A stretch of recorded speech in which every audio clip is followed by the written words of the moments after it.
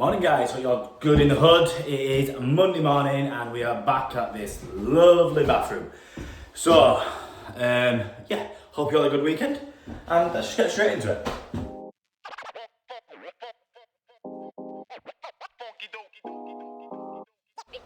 So as you can see, Thursday, Friday, Tim come and plastered all this. Shout out to T2T Plastering for sorting me out. Done a great job. Other thing is, where's the bloody shelf, Tim? What the hell, man? So I need to find my niche somewhere here. So I'll cut that out and I'll have some ply or maybe some hardy backer board. I think I've got some hardy backer board back at the garage. Might go grab that and line it with that. And then, yeah, we've got all the plumbing to do. So, original plan today was to take the bath and put the bath in place, get all the first fix done, but over the weekend, the customer has decided that the bath they'd already got, which is downstairs, decided they don't want that bath anymore and they want a freestanding bath. So, I just need to get all the first fixing basically and not put any bath in. And as I said last week, the tray is not turning up till Friday this week, so I won't be fitting that till Monday. So it's caused a bit of a headache really with the tiler, but it is what it is. These things happen. So yeah, what have we got to do? So shower all done. That's done in wall. All big day with there. That's coming out. They just want capping off. They run along this. Oh, don't see in here. That joist there. They run through. So we'll probably just cut there, and just socket them through basically. Toilet is staying in this position, but my cold feet's there, so I need to get my cold feet back here somewhere, or need to get it back somewhere there. Something's dripping. Something's dripping.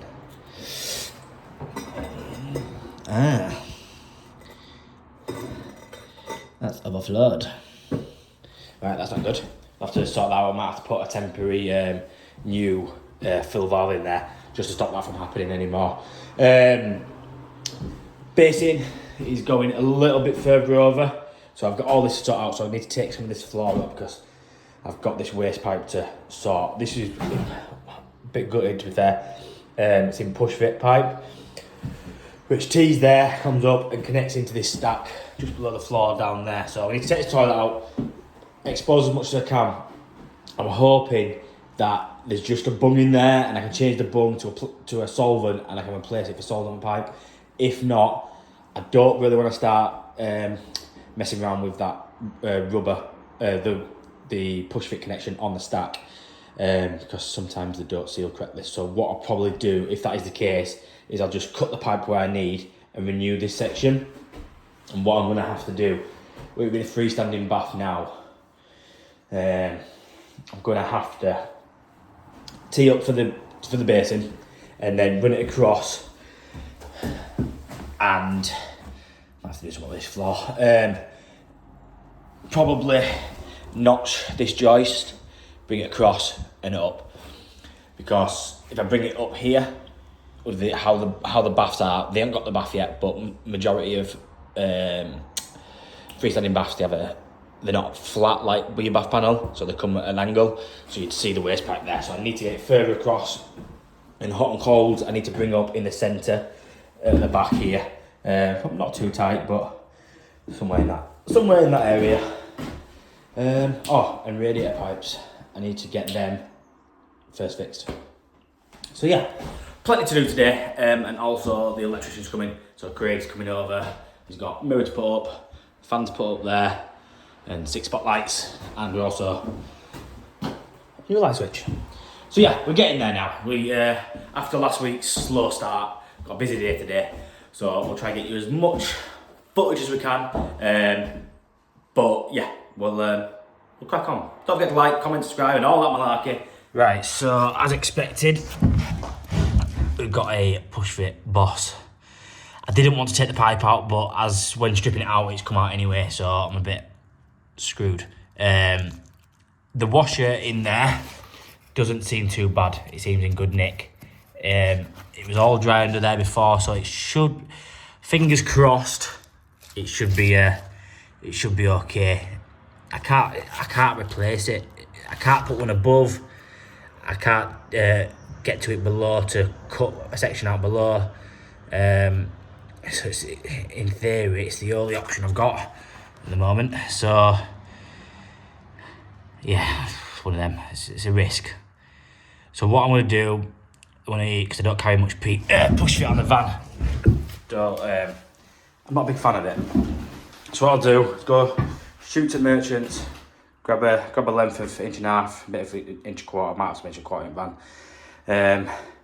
I'll just have to go straight into there, tee up, reducer, straight across, through the joist, and up for the base in there. It's one of them. It's personally think push fit is for DIYers, but each their own. I prefer solvent weld. What would you do if this were your job? Would you be trying to replace that, or would you risk it? I'm gonna risk it for a chocolate biscuit. What I'll do is we'll put a stab up here, a stab up there, and then I'll get some bottles of water, just pour loads of bottles of water down as much as I can, and just get my finger underneath and make sure it's not leaking. That's probably the best I can do, because I can't test it properly with a bath or anything like that until after it's tiled, so I'm a bit screwed. I've been alright today if I put in the normal bath in, because I could have tested it all out and made sure before we put the toilet back in.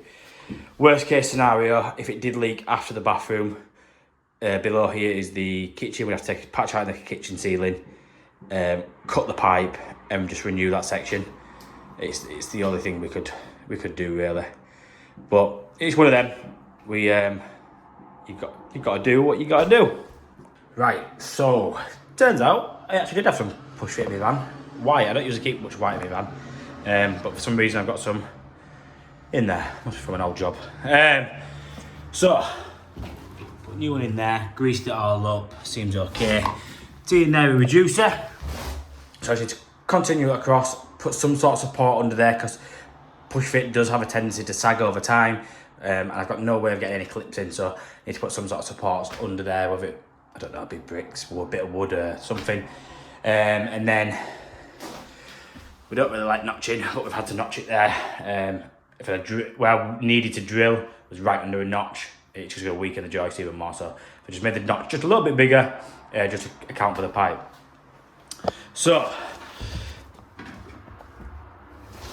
what I've done, I've set that in place. Yep, I need to come roughly out there. So I'm using the new Nipex DP50 professional heating and plumbing installer magazine. I did some filming with last week. This is one of the tools that they kindly sent out to us and let us review and see my opinion of it, and I think it's great, to be fair.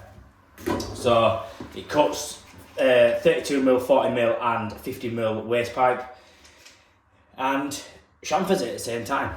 So I've got it on the 40mm setting at the moment. You just change the settings here, push the button in, up and down. Middle section is for the 40mm. So you pull your trigger in, put it on where you want it, and it grabs onto the pipe, so you can actually let go. It's not going to slide anywhere. And then on the top, it's got a directional arrow, and then we just turn it like so. Get rid of them bits, and you can see on there it actually chamfers the pipe as well, which is great. Saves you having to get a file out afterwards and file it down so you don't damage your rubbers. So yeah, I really like this tool. I'm definitely going to be staying in my tool bag. I might even get rid of my monument slices. It's got an interchangeable blade in there, which you don't need any tools to change. You just pop that pin out, and that little needle is reversible, so there's another blade on the other side, so you've always got a spare blade on you, and then you can order new ones online. So yeah, really good bit of kit. I can't remember off the top of my head how much they are retailing at, but I don't think they're overly priced. Nipex, it's always good stuff, is Nipex. And yeah, I think I might keep the Monument ones in my tool bag. Grab them. I might keep them ones in because when you're cutting in place, that's going to be a lot easier. You can just wrap it around and spin it around the pipe, where you can't cut this pipe in place with this. It's a case of you got to do it out of place. So that's the only downside to it. So if Nipex are listening, the only thing that I would change is maybe that it's this here is like a ratchet, so you can spin it like that, so you only need minimal movement to cut the pipe. So that's probably the only change I would have of it. Other than that, I think it's a great bit of kit. So let's get this pipe pushed into here somehow. Might have to go back down here.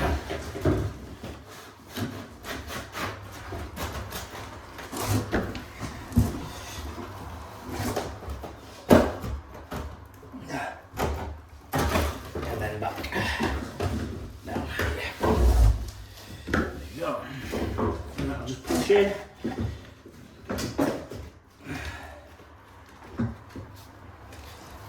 It's as simple as that. So if you've never done push it pipe, it's literally just pushes in. I get why people like it. It is easy. You don't have to mess around with glue, having to buy glue and all that. But it's a mechanical fitting. It can leak.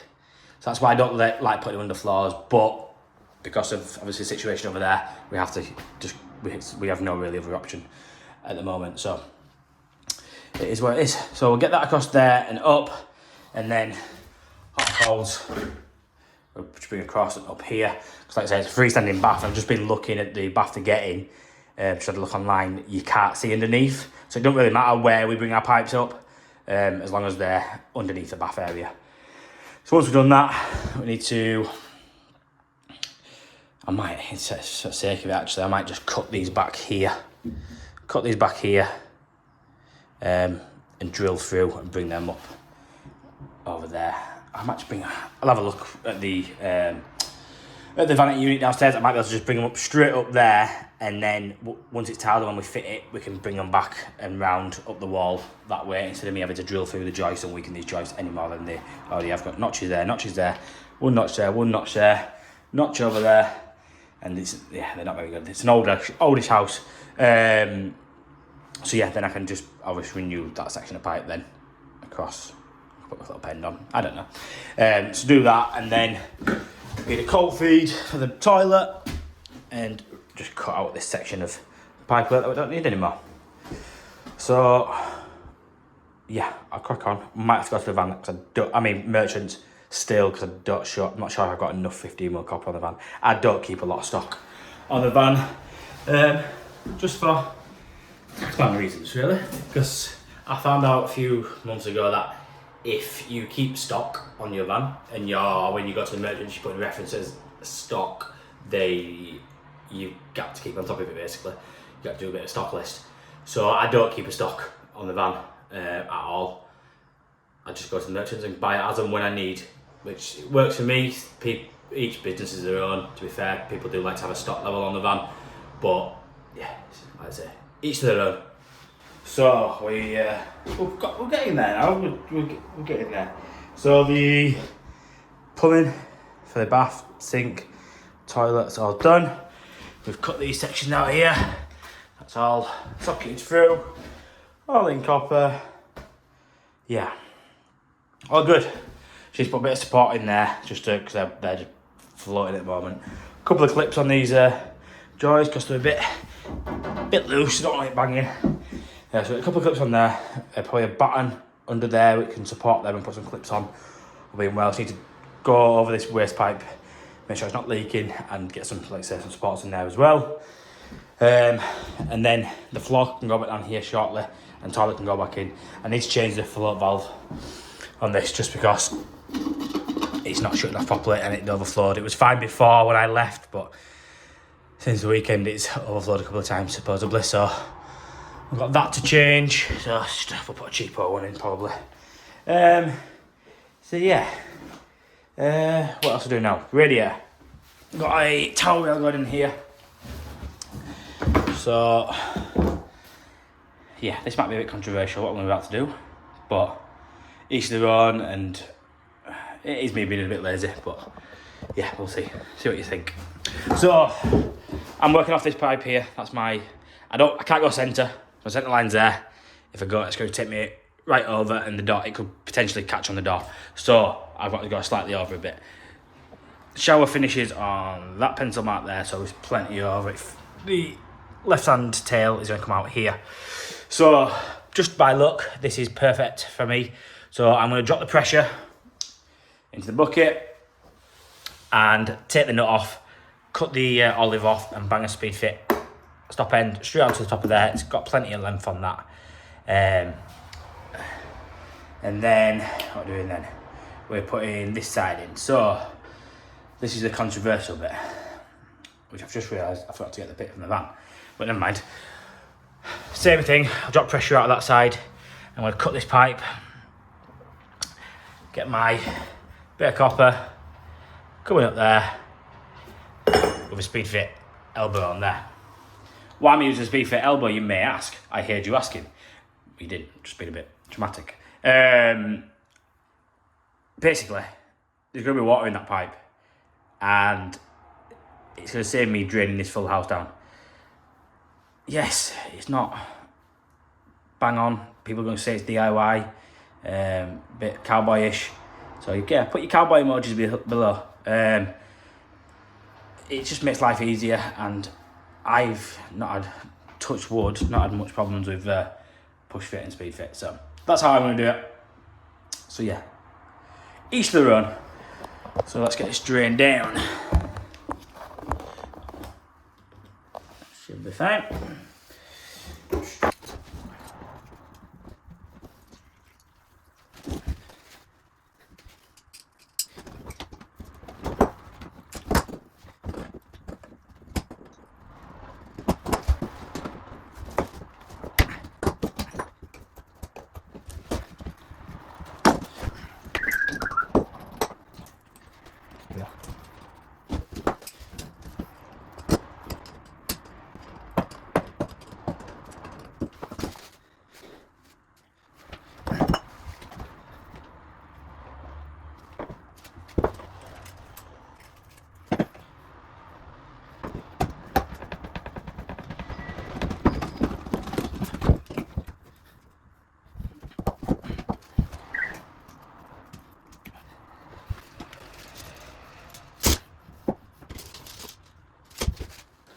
Right, so we are all done, as you can probably see from the position I'm sat on.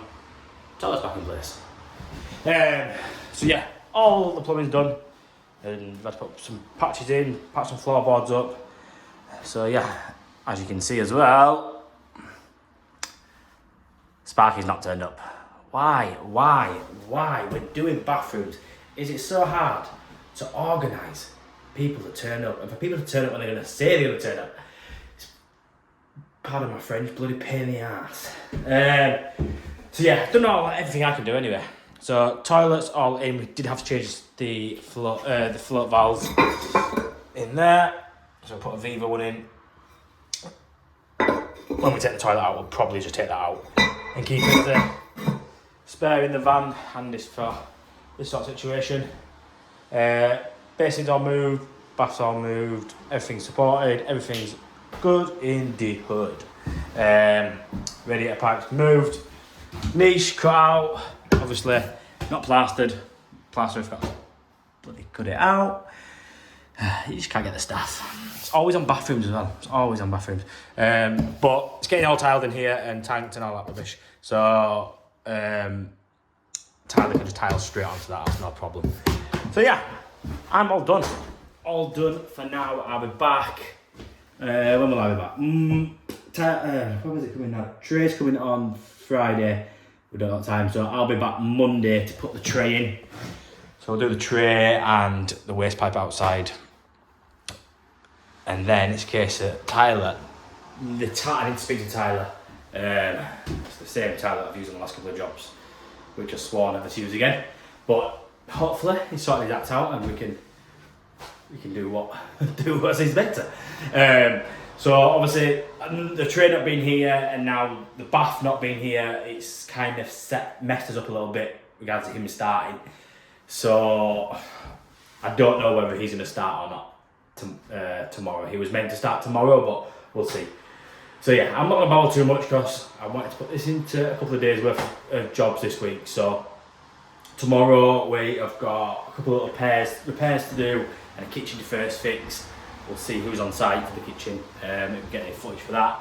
And then Wednesday we have got a shower, a Kudo shower, power shower to replace. And what else are we doing? Back at the chemical plant, putting the pumping it up. So we've got that to do, and then back over at Horse of Job Thursday, Friday, continuing with all the first fix over there.